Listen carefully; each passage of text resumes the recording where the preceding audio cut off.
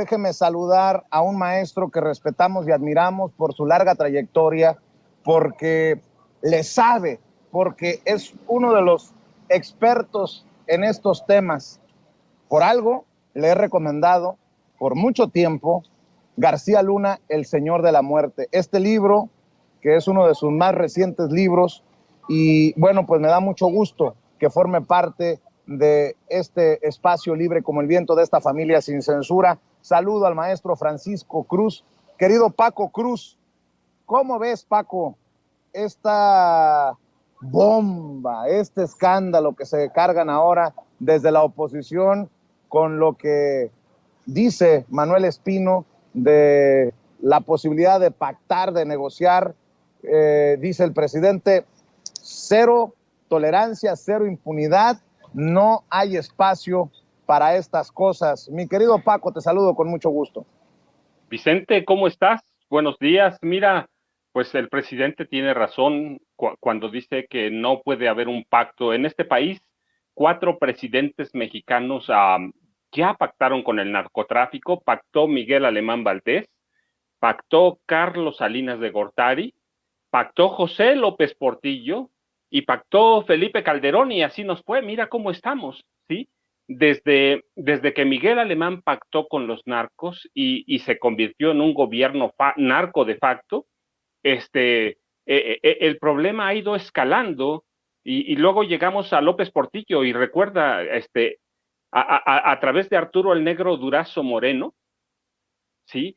Pactaron y el centro de control del narcotráfico estaba en la Ciudad de México, en la Plaza Tlaxcoaque, que era a donde operaba la Dirección de Policía y Tránsito de la Ciudad de México, que tenía otro organismo o una división para la prevención de los delitos, la DIP, y él se encargaba de negociar con los narcos, y ve cómo nos dejó López Portillo, y luego Salinas, a través de superpolicía Guillermo González Calderón, y pactó con todos los narcos, y mira cómo nos fue en el sexenio de Salinas, ¿no? Su hermano iba incluido ahí. Eso no lo digo yo, lo dijo el expresidente o el extinto presidente Miguel de la Madrid Hurtado, ¿sí? En una entrevista que dio, lo involucró directamente en el narco. Después lo hicieron pasar como loco, pero ellos pactaron con el narco. Y luego Felipe Calderón, y mira cómo está el país. Es decir, cada presidente que ha pactado con el narcotráfico nos lo ha dejado en llamas. Ya tenemos la experiencia, ya sabemos lo que significa pactar con el narco, ya sabemos qué significa y lo que representa que la Policía Federal, en el nombre que tú quieras llamarlo, Guardia Nacional o lo que sea, como quieran llamarlo, si la Policía Federal pacta con el narco, ya tenemos lo que es el infierno que nos dejó Calderón, y Peña nos deja otro porque sigue la misma política. Es decir, en este país no se puede experimentar. Ya se ha pactado con el narco en 4 ocasiones abiertamente, y en las 4 han dejado el país hacia atrás, ¿eh, Vicente? Qué duro se escucha lo que nos pone sobre la mesa. Ya se pactó y nos dejaron un cochinero.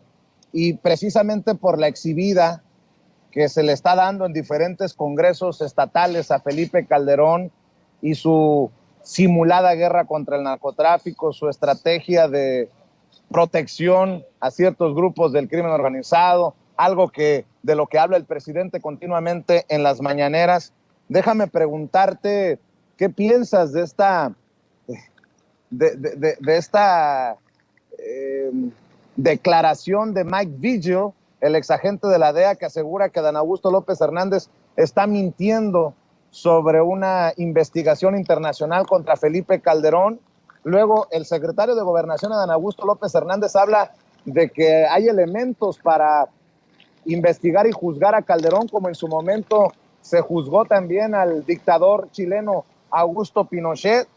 Yo te pregunto, ¿puede armarse un caso contra Felipe Calderón por crímenes de lesa humanidad? Ya algunos aseguran que Felipe Calderón es el villano favorito del López Obradorismo, y algunos que se dicen obradoristas también en el golpeteo, peor que los panistas. Dicen, pues si tanto daño hizo Felipe Calderón, que lo meta a la cárcel López Obrador. Se les olvida que López Obrador, desde el Ejecutivo, no mete a la cárcel a nadie, mi querido Paco Cruz.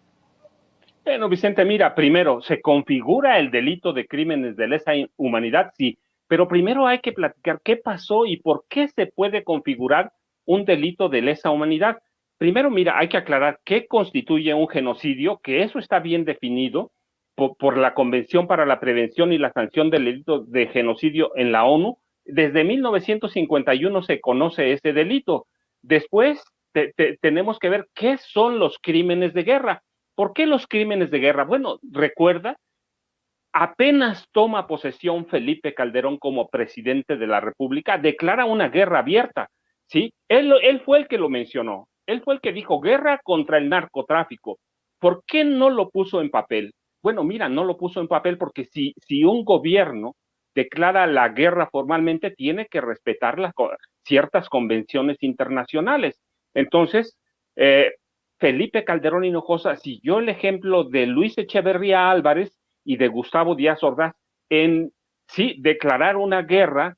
Aquella ocasión fue una guerra de baja intensidad que conocemos como periodo de la Guerra Sucia, pero no se declara formalmente, y Felipe Calderón sigue ese ejemplo y no la declara la guerra de palabra, pero no formalmente, porque tendría que cumplir con leyes internacionales, con acuerdos internacionales.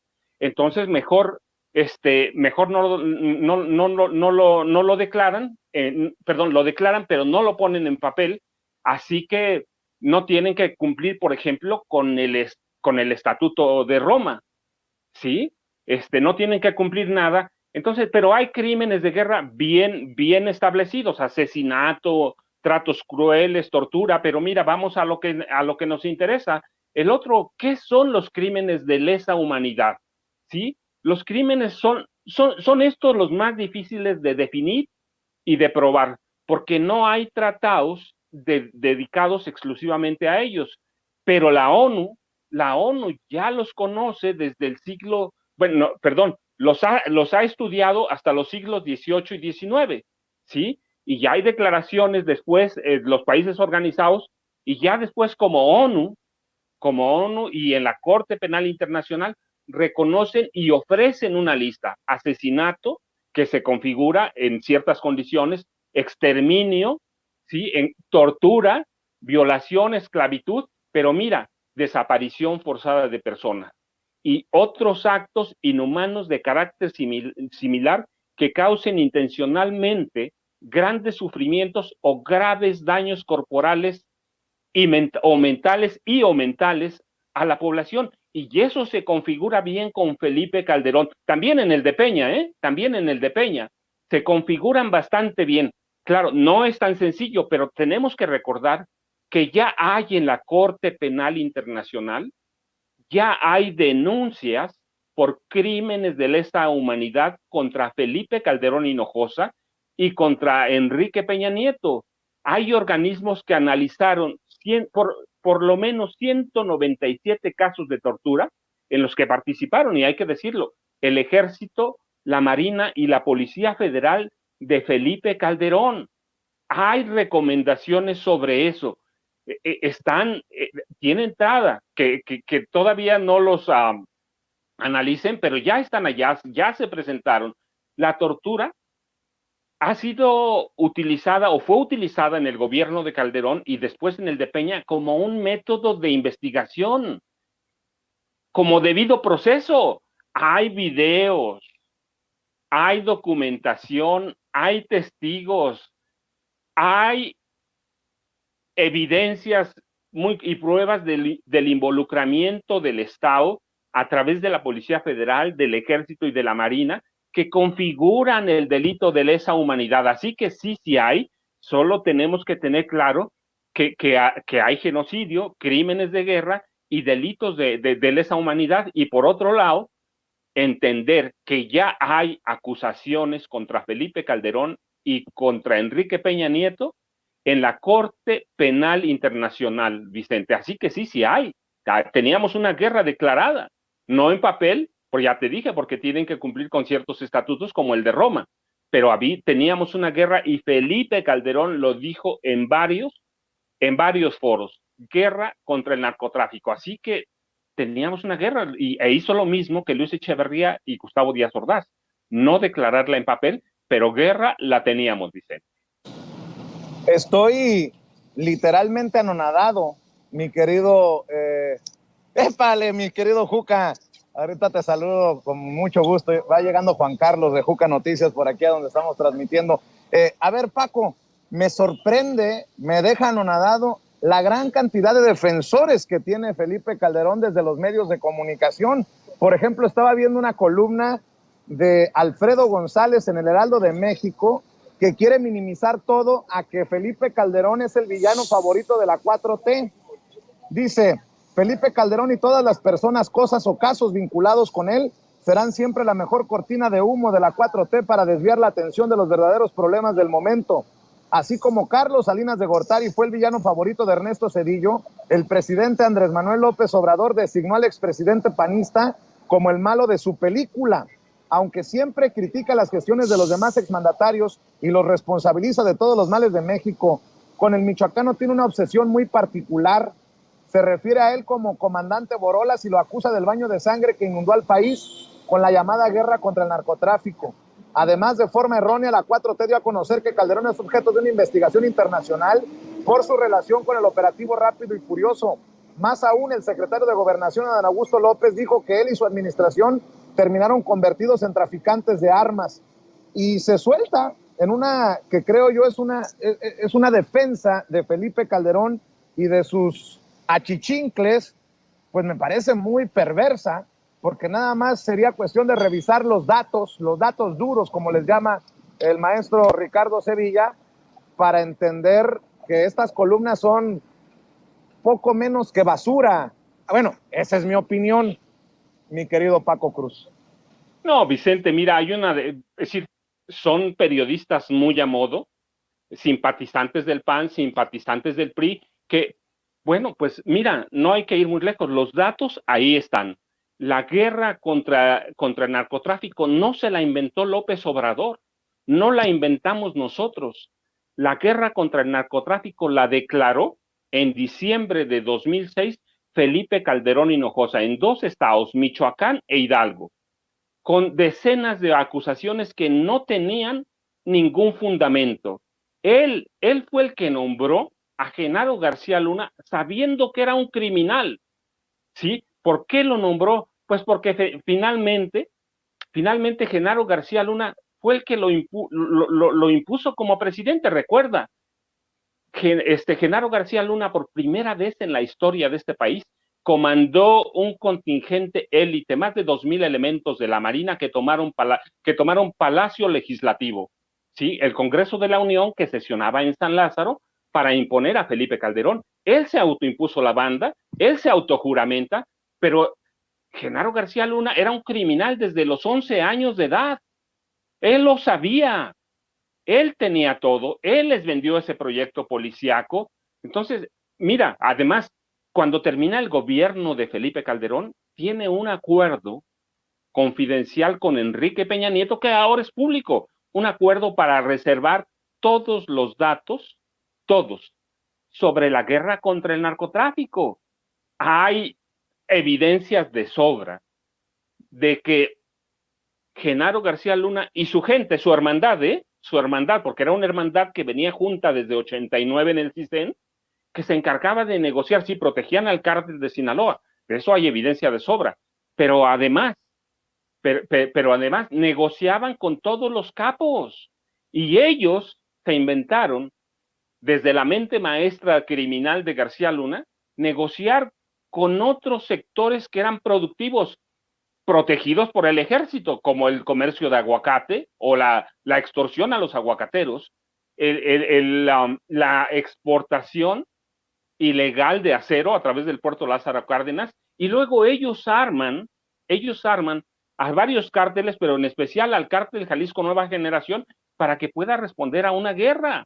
Sí, hay en esos periodistas una especie de olvido, de desmemoria de la historia que es muy reciente. Los muertos están ahí. Mira, cada uno de nosotros pudo haber sido una víctima central de esa guerra, sin quererlo.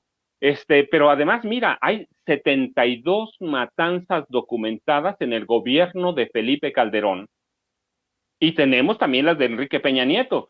Pero en el caso de Calderón, desde 2006 hay documentados crímenes de lesa humanidad y crímenes de guerra.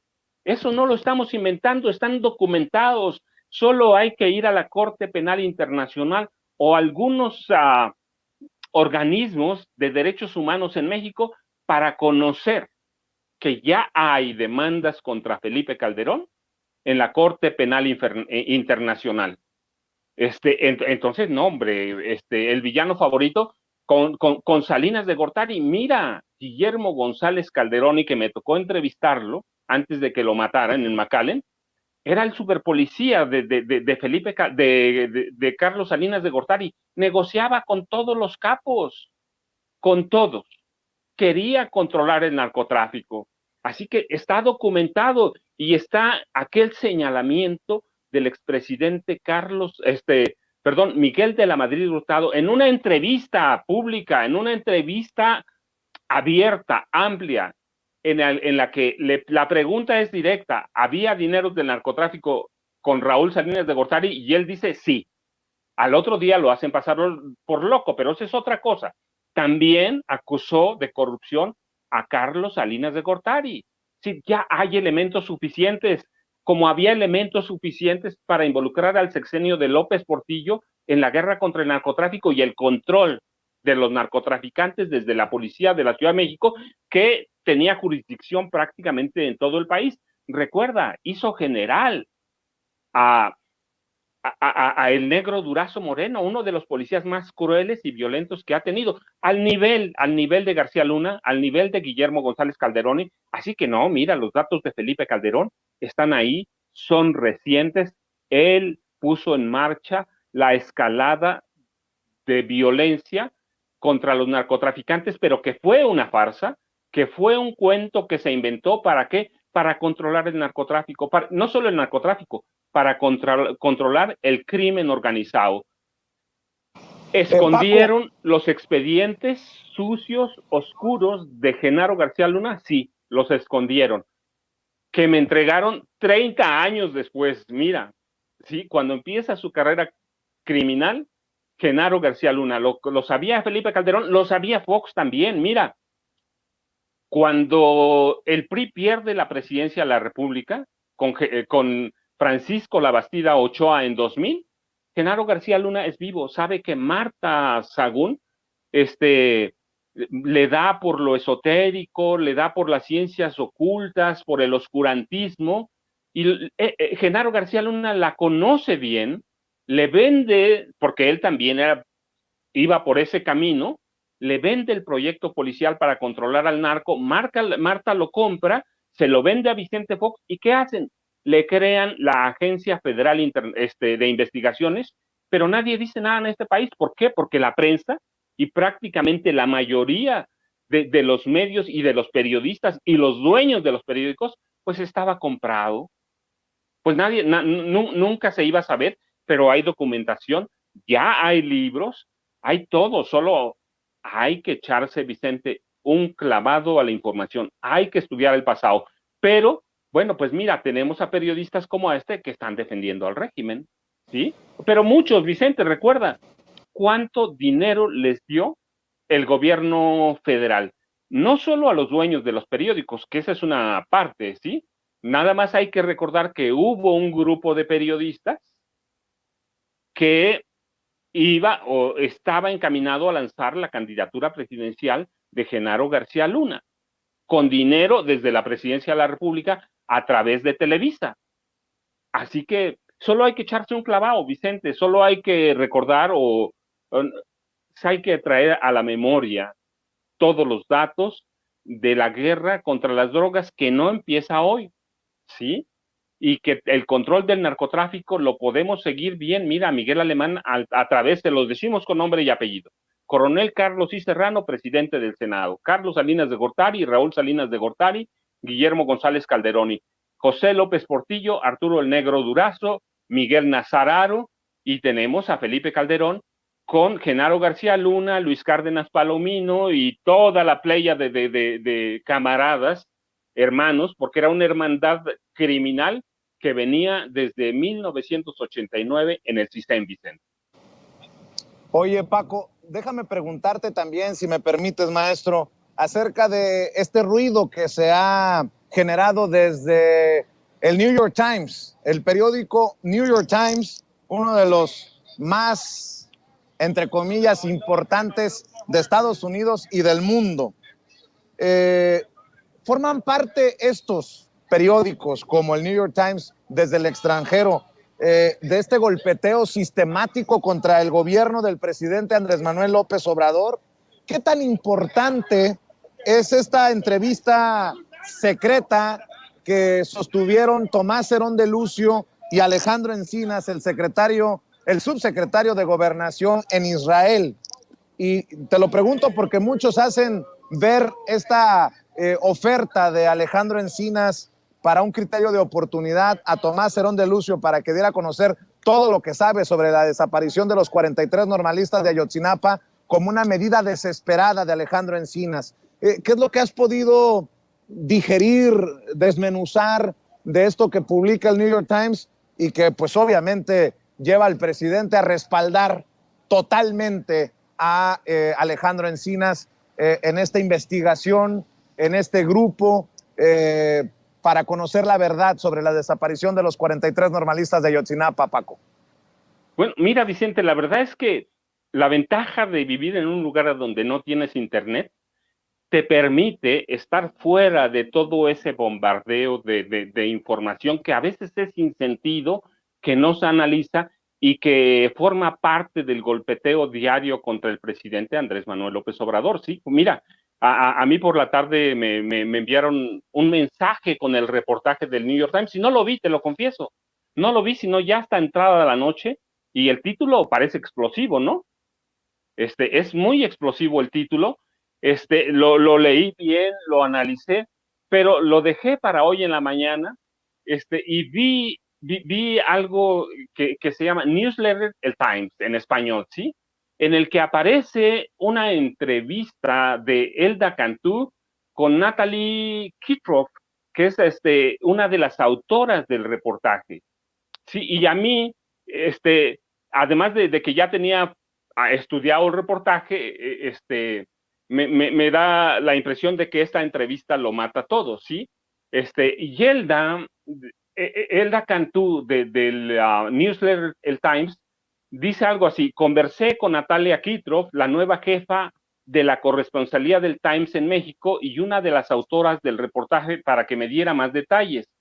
A continuación, sus respuestas, editadas por cuestiones de espacio. Yo esperaba que presentara las grabaciones de la entrevista con Alejandro Encinas, esperaba que presentara una grabación completa, que para eso sirve Internet, no hay problema, con Tomás Herón de Lucio, ¿sí?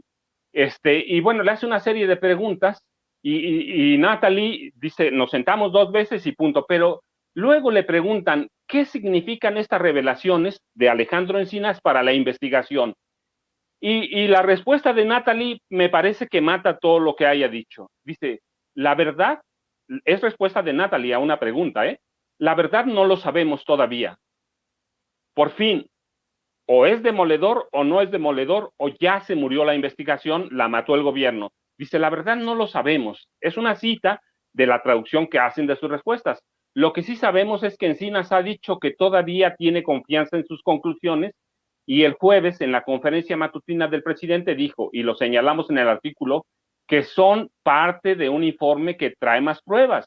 El grupo de expertos internacionales, el GIEI, va a salir con su propio análisis muy pronto, a finales de este mes, y habrá que ver qué es lo que dicen. Es decir, el reportaje no es tan reportaje como parece, sino que infiere una serie de cosas, de señalamientos que hizo Encinas, pero lo hacen aparecer como un reportaje explosivo, que no es eso, ¿sí? Hay pruebas que no van a servir, como en todos los casos. Hay pruebas que no van a servir, hay pruebas que se van a usar y que suelen ser una, pero es contundente.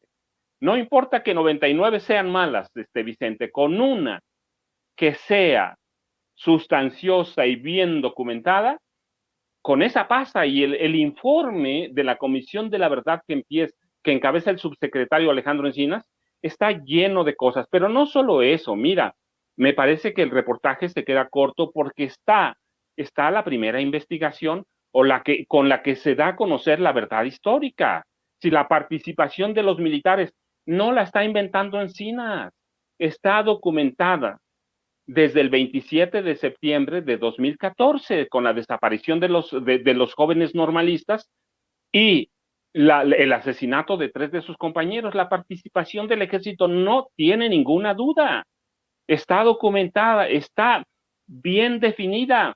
Hay, hay documentos de Telcel, fíjate, de Telcel que le entregaron a la PGR de Jesús Murillo Caram, que muestran la presencia de algunos teléfonos de los jóvenes normalistas en el campo militar número 1, meses después de la supuesta desaparición, porque todavía quedaron vivos unos días, recuerda, y de la muerte de los 3 compañeros. Y esos teléfonos tienen llamadas de entrada y salida al campo militar número 1 y a las oficinas del CISEN allá en la Ciudad de México. Es decir, hay documentos de prueba. Mira, tú y yo lo hemos comentado, desde 1982, esto lo conozco de viva voz, lo conozco por pruebas, porque mi padre fue parte de eso. Desde 1982, el ejército mexicano controla todas las comunicaciones policiales de este país, las comunicaciones y las frecuencias. Es esos centros de inteligencia que ahora conocemos como C1, C2, C3, esos forman parte del programa de gobierno de Andrés Manuel López Obrador en la jefatura de gobierno de la Ciudad de México, y a partir de ahí crecen y los controla siempre el ejército, y nunca un policía estará arriba de un militar, Vicente. No importa el grado, ¿sí? Siempre el militar está por arriba. Ellos conocían, tenía el ejército infiltrados, tenía infiltrados, entonces hay pruebas de sobra que pudieron haber consultado, independientemente que quieras golpear a alguien o no, o sea tu agenda informativa, hay documentos que tienes que consultar. La investigación que hizo Murillo Caram está llena de evidencias de tortura, ¿sí? De un desaseo en la investigación. Pero mira, no solo eso, cuando ellos nos presentan la conversación con Tomás Cerón de Lucio allá en Israel como un gran descubrimiento, pues se les olvida, primero, que no era novedad, ¿sí? Segundo, que en las leyes mexicanas existe bien preciso el criterio de oportunidad. No es a Tomás Herón de Lucio solo al que se lo aplican prácticamente a todos los supuestos grandes criminales, al mismo exprocurador detenido aquí en Ciudad de México, a Rosario Robles, al exdirector de Pemex. El criterio de oportunidad existe, pero no existe solo aquí, Vicente. En Estados Unidos hay que ver a cuántos narcos mexicanos les aplican, como se llame la palabra legal, les aplican el criterio de oportunidad. ¿Cuántas veces negocian con ellos? ¿Sí? ¿Con cuántos han negociado? Es decir, el criterio de oportunidad es una norma prácticamente en todas las legislaciones penales. Si te ayudan a resolver un caso, pues vas a negociar con ellos. Eso se trata. No es una novedad. No es algo que nos tuviera que sorprender. El criterio de oportunidad existe. Ya lo habían comentado, lo habíamos comentado en varias ocasiones. Así que la entrevista forma parte de eso, que es una entrevista cordial. Pues sí, le estás tratando de sacar información. Ya quiero ver los métodos de antes para sacar información. Recuerda, en México y en Estados Unidos solo hay que ir a Bahía de Guantánamo para ver cómo le arrancan confesiones a los detenidos a base de tortura. Ya no se usa en este gobierno la tortura. como método para sacar información, como se usó en el gobierno de Enrique Peña Nieto, como se usó en el gobierno de Calderón. Bueno, vimos a Tomás Herón de Lucio torturando, lo pescaron con las manos en la masa sembrando pruebas. Es decir, el reportaje está bien, pero es un poco tramposo. Lo que me parece que es válido y es bien rescatable, pero también lo hemos comentado, que no es una novedad, que la Fiscalía General de la República hace agua por todos lados, que urge una limpia. Eso lo hemos dicho, que hay traidores, que hay agentes infiltrados que trabajan ahí, sí, pero son infiltrados, que hay fiscales que están avisando al equipo de Felipe Calderón, al equipo de Peña Nieto en este momento, ¿sí? La fiscalía hace agua por donde se le vea. Urge, sí, urge que haya una limpia en la fiscalía, pero tampoco es novedad porque lo hemos comentado, Vicente, pero claro, como es el New York Times que lo publica, pues ahí tienes atrás a un grupo de sopilotes que está esperando ese tipo de noticias, pues para caerle al subsecretario de Gobernación y presidente de la Comisión de la Verdad. Sí, creo que hay algunos errores, me parece que hay que señalarlos. Sobre todo hay un poco de precipitación en la presentación del informe porque primero tuvieron que haber analizado bien la conformación de la Fiscalía General y qué fiscales, porque recuerdan, no solo es el fiscal especial el que tiene caso, lo ven otros, tanto lo ven que se filtra la información. Y tenemos un fiscal general de la República que parece que camina contrario a los intereses del presidente de la República, que camina conforme a sus intereses, que ya lo ha demostrado, que ya lo hemos denunciado y que tiene una cola larguísima. Hemos señalado abiertamente que el fiscal hace mucho debió haber renunciado, pero tampoco es facultad del presidente. Ciertamente lo recomendó como, pero es una facultad del Senado de la República. Entonces, lo hemos señalado, pero sí, mira, yo leí el encabezado del reportaje y dije, ya se les cayó todo el caso. No, todavía no se cae. Pero sí creo que tienen que ser más cuidadosos, tiene que haber una depuración y tienen que evitar este tipo de filtraciones que hacen mucho daño. Sí, el reportaje pues tiene tiene una política informativa del Times, me parece que sí, después de ver lo de Moody's, pues forma parte de esta andanada contra el presidente López Obrador, que ya les urge que se caiga, ¿no? Desde el 1 de diciembre de 2018, les urge que se caiga. Me parece que hay mucho de eso en el reportaje. Se queda corto porque hay cualquier cantidad de documentos para consultar. Y yo hoy esperaba, o espero todavía, que nos muestren las conversaciones íntegras con Tomás Herón de Lucio, nos muestren las conversaciones íntegras con con Alejandro Encinas, subsecretario de Gobernación. Me parece que ya en el camino del reportaje, pues nos lo deben, no nada más decir, pues consultamos cientos de documentos, pues díganos cuáles, ya lo van a develar, lo van a dar a conocer, pues díganos cuáles, hay que hacer un trabajo completo. Yo entiendo que en el periódico impreso hay limitaciones de espacio, como en cualquier medio impreso, pero entiendo que en Internet, porque lo conocemos bastante bien tú y yo, hay cabida para presentar todos los documentos que consultaron los 3 reporteros que firman el reportaje que apareció ayer en el Times, Vicente. Buen punto, mi querido Paco. ¿Por qué no cerramos? Yo siempre agradecido porque compartas con la audiencia de Sin Censura tu análisis, tus comentarios, tus opiniones. ¿Por qué no cerramos invitando a las miles de personas que están conectadas en estos momentos en Sin Censura para que revisen tus cuentas en redes sociales y estén al pendiente de lo que publicas? Vicente, pues ya sabes, yo te agradezco, les mando un abrazo por allá y @Paco Cruz Jiménez en Twitter, Francisco Cruz Jiménez en Facebook. Vicente, te mando un abrazo y mira, estamos pendientes porque seguramente este reportaje del Times va a dar mucho más que hablar y lo que yo te digo, yo espero que nos muestren las pruebas de todo eso que dicen en el reportaje, sobre todo la polémica que apareció y que tengamos muy claro cuáles son todas las pruebas por las que se cayó supuestamente el caso o la nueva investigación contra la verdad histórica, Vicente.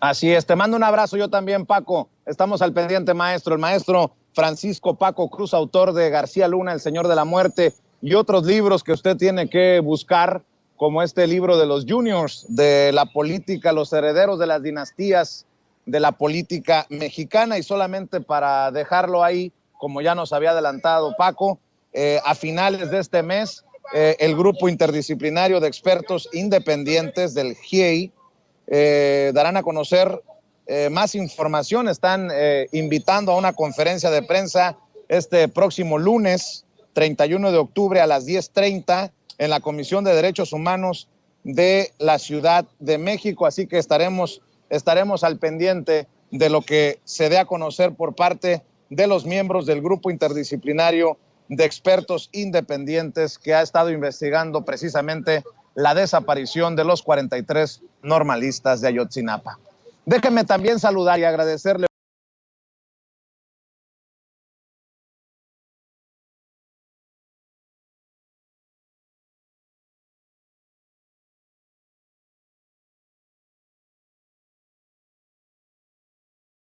por su paciencia al maestro Ricardo Sevilla, escritor, periodista independiente, columnista del diario Basta y orgullosamente miembro de esta familia sin censura.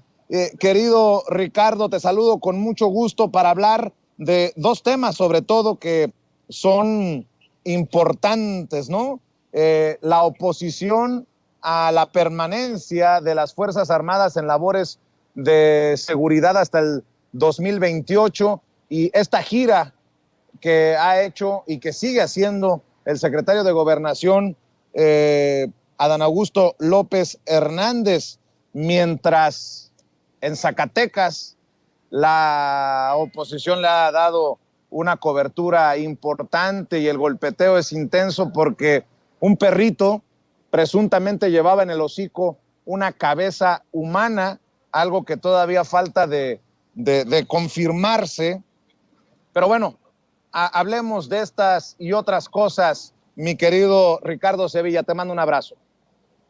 Abrazo de regreso, querido Vicente, público memorioso, y en efecto, la oposición continúa lanzando injurias y descalificaciones contra el gobierno federal, siguen quejándose de la inseguridad, pero no se dan cuenta, Vicente, que donde hay más inseguridad es en los estados mal gobernados por el PRI, por el PAN, por Movimiento Ciudadano. La incidencia delictiva, hay que ver los diferentes semáforos y nos vamos a ir para atrás, porque está a todo lo que da en Guanajuato, en Jalisco, en Chihuahua, en Nuevo León y en el Estado de México. Pero estos gobiernos no aceptan que la inseguridad en México no es responsabilidad completamente del gobierno federal, sino en todo caso una responsabilidad compartida.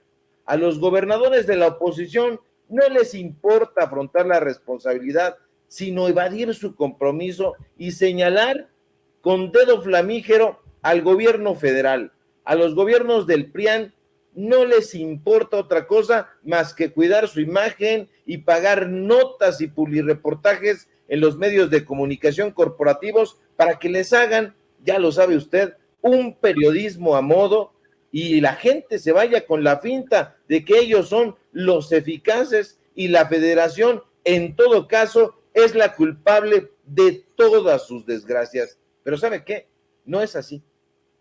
Yo me pregunto, ¿qué acciones concretas, sin eufemismos, sin cuentos, están haciendo en las entidades que gobiernan Diego Sinue Rodríguez Vallejo, Enrique Alfaro, Samuel García, Maru Campos, que tanto hemos criticado, y Alfredo del Mazo? La respuesta es dolorosa, Vicente. Nada. No están haciendo nada. Simple y sencillamente están culpando al gobierno de López Obrador. Y mire, por si fuera poco, todo el mundo sabe que las policías estatales y las policías municipales son pésimas, están mal capacitadas, mal pagadas y tienen pocos elementos. Y por si eso no fuera suficiente, se sabe que la mayoría están infiltradas por el crimen organizado. Se sabe que reciben dinero para que trabajen no para la gente, no para las corporaciones, sino para las células del crimen organizado. Y para cuidar que la seguridad llegue a todo México, el presidente López Obrador, ya lo sabe usted, ha propuesto que la Guardia Nacional realice labores de seguridad hasta 2028, y eso está muy bien, eso está excelente, lo celebramos.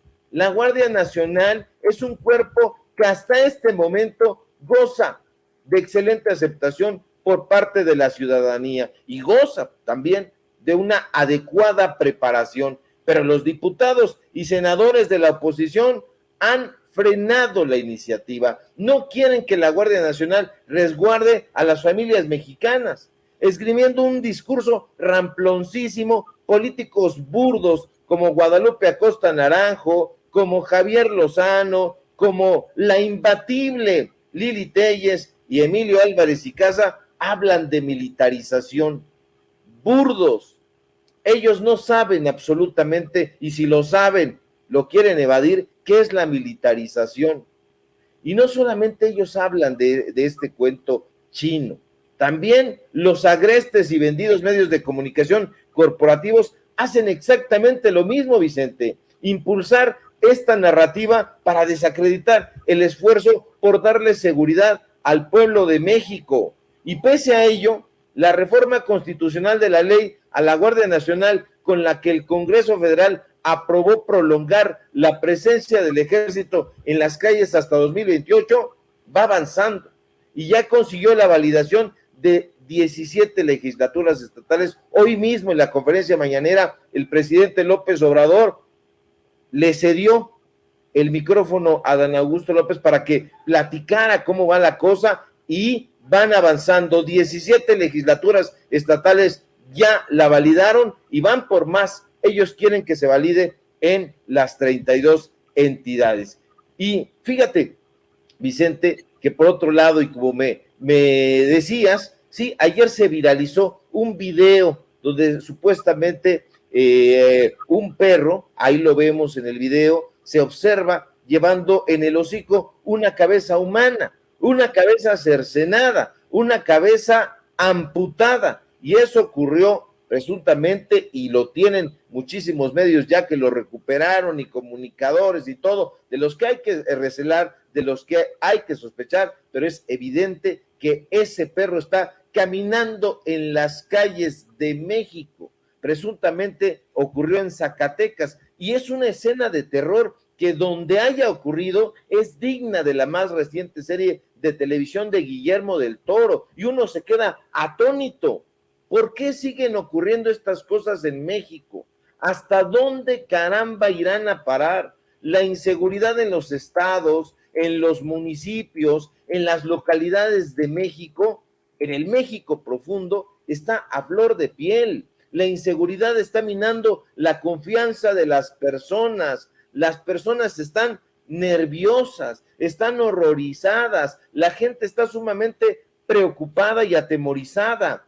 Por cierto, que el gobernador de Zacatecas, David Monreal, el hermano de Ricardo Monreal, que está muy ocupado cantando rap, pegando estampitas en álbumes y haciendo videos presentándose como un caballero Jedi, pero mostrándose muy indolente ante lo que está ocurriendo en la entidad que gobierna o malgobierna a su hermano y que alguna vez gobernó él, pues no ha dicho nada, nadie ha dicho nada. Los medios de comunicación corporativos están impulsando, desde luego tratan de golpear al gobierno federal, pero si ocurre en Zacatecas, esto golpea no al gobierno federal, sino golpea a los gobiernos estatales, golpea a Zacatecas. Dicen que ocurrió en Zacatecas, así lo han afirmado Haniel Novel, así lo han afirmado en el Universal, así lo han informado en Infobae, en muchísimos medios de comunicación corporativos,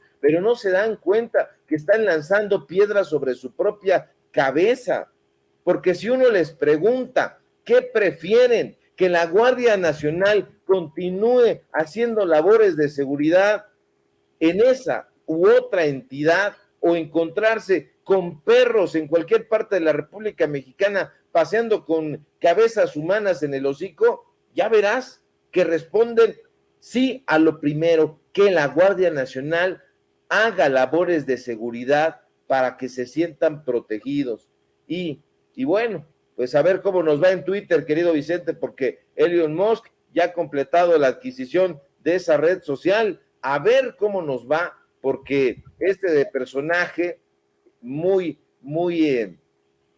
influyente, muy oscuro, pues llegó a Twitter y su primera acción fue poner en patitas en la calle a sus principales ejecutivos, no a cualquier ejecutivo, a los ejecutivos más altos. Y una cosa muy interesante, Vicente, es que el cierre de esta compra elimina una nube de incertidumbre que se había cernido muy lóbrega sobre el negocio, sobre los empleados y sobre los accionistas de Twitter durante todo este año, prácticamente durante un poco más de medio año. Y usted, público memorioso, recordará que después de haber aceptado comprar la compañía en abril, Musk pasó o intentó salirse del trato, ya no quería. Primero se dijo preocupado por la cantidad de bots que hay en la plataforma, y sí que hay bots, y ulteriormente se mostró preocupado por las denuncias, las muchas denuncias que había planteado un denunciante de la compañía. Musk ha dicho que planea, eso es lo que dice, repensar las políticas de moderación de contenido en Twitter, lo cual está de pensarse qué será exactamente la moderación para darle entrada, eso dice el empresario, a un enfoque más maximalista de la libertad de expresión, lo que sea que eso signifique. Y el multimillonario también ha dicho, Vicente, que no está de acuerdo con la práctica de Twitter de prohibiciones permanentes para aquellos que violan repetidamente sus reglas, lo que plantea la posibilidad de que una cantidad importante de usuarios previamente censurados puedan resurgir en la plataforma. Pongo por caso a Donald Trump, y que no se nos olvide que Twitter es una de las plataformas de redes sociales más influyentes, no solo de México, del mundo, por supuesto, y en política, ni duda cabe,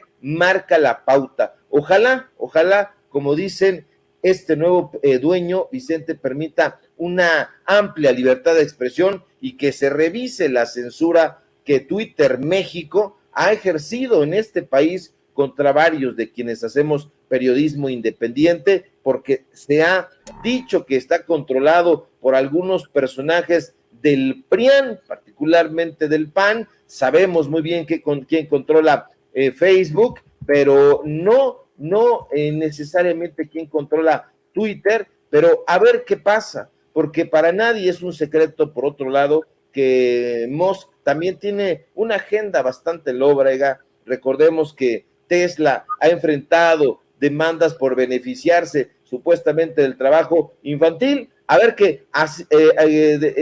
cómo nos va con esta nueva administración de Twitter. Por lo pronto yo creo que sí están temblando los prianistas, porque a ver quién sale volando acá en Twitter México, y vamos a estar muy atentos a ver si es cierto que hay una mayor libertad de expresión y que se empiece a combatir desde las entrañas de la compañía a estas granjas de bots. Eso sí, querido Vicente, público memorioso, me parece muy saludable. Bien, mi querido Ricardo, para cerrar, déjame preguntarte qué piensas de esta marcha para defender al INE que está organizando Claudio X González y sus peones, cínicos, cretinos. Así los calificó el presidente Andrés Manuel López Obrador en la mañanera a Claudio X González y sus achichincles por convocar a esta marcha para disque defender al Instituto Nacional Electoral en el marco de la discusión de la reforma electoral que ya ha sido descalificada incluso desde Venecia, desde Europa. Ahora resulta, ¿no? No se han enterado que la conquista se acabó. Bueno, para nosotros, pero ellos quieren seguir metiendo las narices en donde no les corresponde. ¿Cómo ves esta marchita de Claudio X González para disque defender al INE, maestro?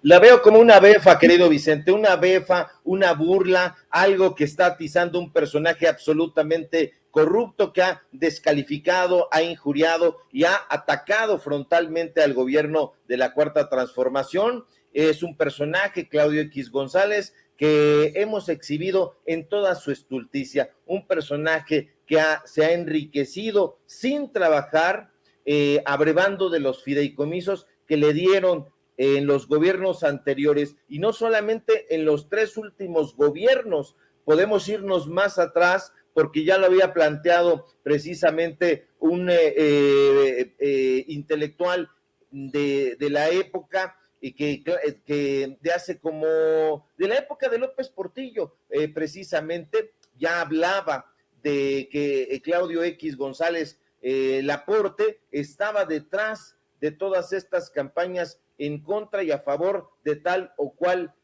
candidato. Hay que checarlo. Al ratito estaba yo revisando el libro, voy a poner la captura de pantalla para que no quede lugar a dudas desde cuándo este personaje, esta familia ha estado envuelta en las tramas de golpeteo político. Lo vamos a subir y yo lo veo como algo completamente desahuciado. Vamos a encontrar ahí a los mismos sujetos de siempre, un puñado de personajes a los que si entrevistamos nos van a decir: no sabemos por qué estamos acá, van a repetir los tópicos sobados. López Obrador es un peligro para México, López Obrador va a convertir este país en Venezuela, en Cuba, y todas esas grasejadas que no tienen ningún sustento. Van 4 años del gobierno de López Obrador, poquito más, y estas descalificaciones, estas campañas sucias, estas campañas publicitarias atizadas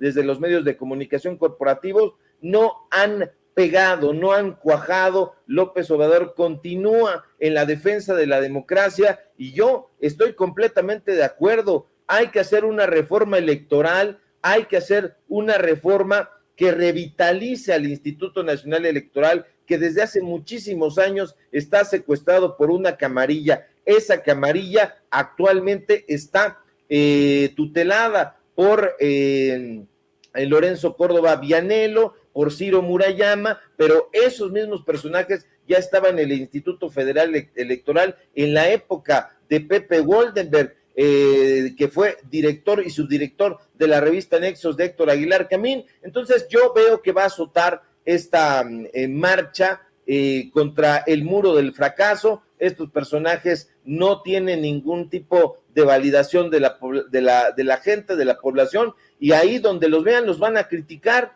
y luego se van a quejar, van a decir que son violentos, pero no, estos personajes son los que están tratando de violentar y han violentado la democracia en este país desde hace muchísimos sexenios.